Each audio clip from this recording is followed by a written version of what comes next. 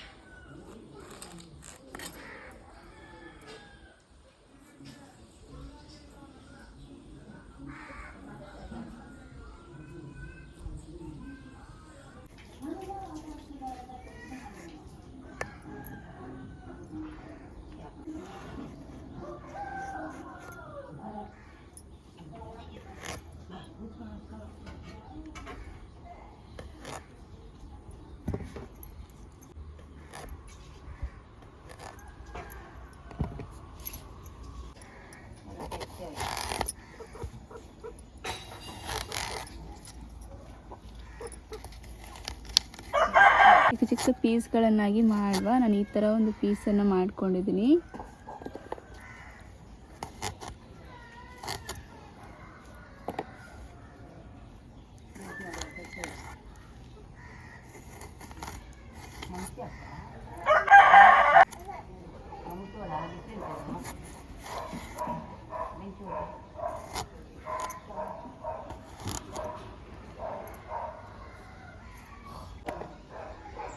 ನೋಡ್ತಿದ್ದೀರಲ್ವ, ಒಂದು ಸೌತೆಕಾಯಲ್ಲಿ ಇಷ್ಟು ಸೌತೆಕಾಯಿ ಹೋಳುಗಳು ಸಿಕ್ಕಿದೆ.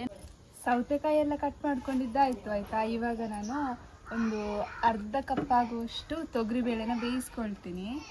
ನೋಡ್ತಿದ್ರಲ್ವ, ಒಂದು ಅರ್ಧ ಕಪ್ ಆಗುವಷ್ಟು ತೊಗರಿಬೇಳೆನ ಚೆನ್ನಾಗಿ ವಾಶ್ ಮಾಡ್ಕೊಂಡಿದ್ದೀನಿ. ನೀರನ್ನು ಹಾಕಿ ಏನು ವಾಶ್ ಮಾಡ್ಕೊಂಡಿದ್ದಲ್ಲ ತೊಗರಿಬೇಳೆ, ಅದನ್ನು ಹಾಕ್ಕೊಳ್ತಾ ಇದ್ದೀನಿ.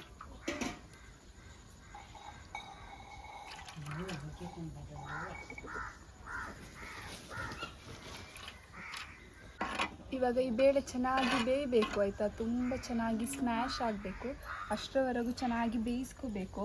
ಆ ಥರ ಚೆನ್ನಾಗಿ ಬೇಯಿಸ್ಕೊಂಡ್ರೆ ಮಾತ್ರ ಸೌತೆಕಾಯಿ ಸಾಂಬಾರು ತುಂಬ ಚೆನ್ನಾಗಿ ಬರುತ್ತೆ. ಯಾವುದೇ ಸಾಂಬಾರು ಅಷ್ಟೇ, ಬೇಳೆ ತುಂಬ ಚೆನ್ನಾಗಿ ಬೆಂದರೆ ಮಾತ್ರ ಸಾಂಬಾರು ತುಂಬಾ ರುಚಿಯಾಗಿ ಬರುತ್ತೆ.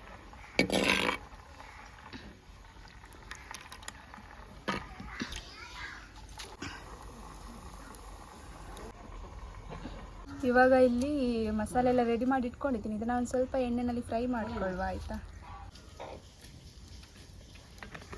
6 ಬ್ಯಾಡಗಿ ಮೆಣಸನ್ನ ಹಾಕ್ಕೊಳ್ತಾ ಇದ್ದೀನಿ. ಎಲ್ಲ ಫ್ರೈ ಮಾಡ್ಕೊಂಡಿದ್ದೆ ಆಯಿತು. ಇವಾಗ ಕೊತ್ತಂಬರಿ, ಜೀರಿಗೆ, ಉದ್ದಿನಬೇಳೆ ಹಾಗೆ ಈರುಳ್ಳಿ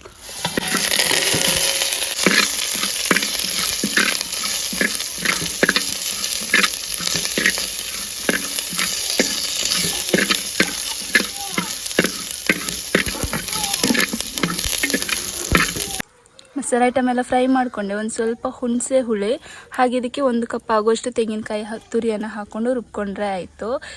ಬೇಳೆ ಬೇಯ್ತಾ ಇದೆ ಆಯಿತಾ. ಅಷ್ಟರಲ್ಲಿ ಮಸಾಲೆನ ರುಬ್ಕೊಂಡು ಬಿಡೋಣ. ಆವಾಗಲೇ ನಾವು ಫ್ರೈ ಮಾಡ್ಕೊಂಡಿದ್ವಲ್ಲ, ಅದನ್ನು ಇವಾಗ ಒಂದು ಮಿಕ್ಸರ್ ಜಾರಿಗೆ ಹಾಕ್ತಾ ಇದ್ದೇನೆ.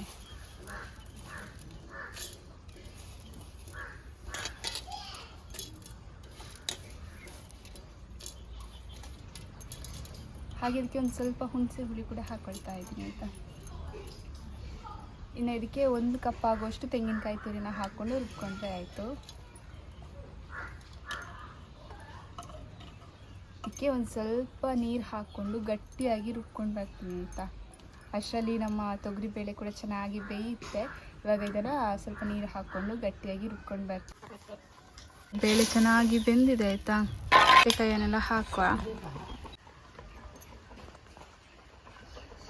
ಚೆನ್ನಾಗಿ ಬೆಂದಿದೆ ಆಯ್ತಾ. ಇವಾಗ ಸೌತೆಕಾಯಿಯನ್ನು ಹಾಕ್ತಾ ಇದ್ದೇನೆ, ಅದರೊಟ್ಟಿಗೆ ಬೇಯಲಿ.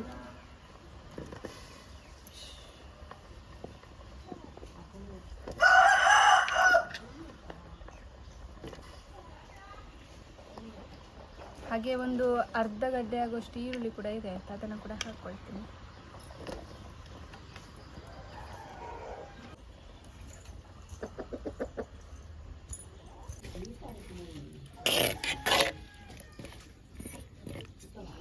ಸೌತೆಕಾಯಿಯನ್ನು ಸ್ವಲ್ಪ ಬೇಯಿಸ್ಕೊಳ್ಳುವ ಆಯ್ತು.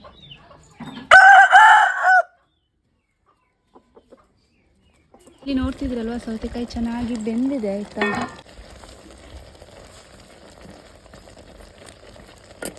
ಇದಕ್ಕೆ ಒಂದು ಸ್ವಲ್ಪ ಉಪ್ಪನ್ನು ಸೇರಿಸ್ಕೊಳ್ತಾ ಇದ್ದೀನಿ.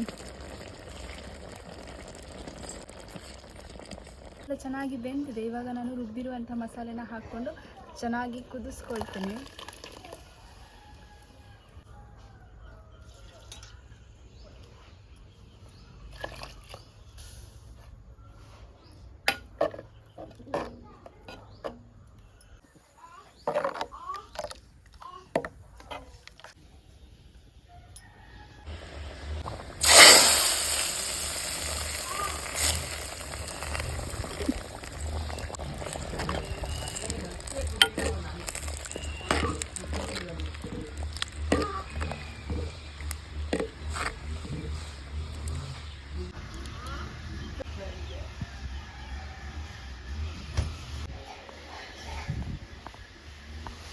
ಸೌತೆಕಾಯಿ ಸಾಂಬಾರನ್ನ ನಾನು ಈ ರೀತಿಯಾಗಿ ರೆಡಿ ಮಾಡಿಕೊಂಡೆ. ಐ ಹೋಪ್ ಇವತ್ತಿನ ವ್ಲಾಗ್ ನಿಮ್ಮೆಲ್ರಿಗೂ ಇಷ್ಟ ಆಗುತ್ತೆ ಅಂತ ಅಂದ್ಕೊಳ್ತೀನಿ. ಇಷ್ಟ ಆದರೆ ಪ್ಲೀಸ್ ಒಂದು ಲೈಕ್ ಮಾಡಿ. ಹಾಗೆ ನೀವೇನಾದರೂ ನನ್ನ ಒಂದು ಚಾನಲ್ಗೆ ಫಸ್ಟ್ ಟೈಮ್ ಬರ್ತಾ ಇದ್ದರೆ ಪ್ಲೀಸ್ ಚಾನಲ್ನ ಸಬ್ಸ್ಕ್ರೈಬ್ ಮಾಡ್ಕೊಳ್ಳಿ. Thank you for watching. ಮತ್ತೊಂದು ಹೊಸ ವೀಡಿಯೋದೊಂದಿಗೆ ಮತ್ತೆ ಸಿಗ್ತೀನಿ. ಅಲ್ಲಿವರೆಗೂ ಟೇಕ್ ಕೇರ್. Bye bye.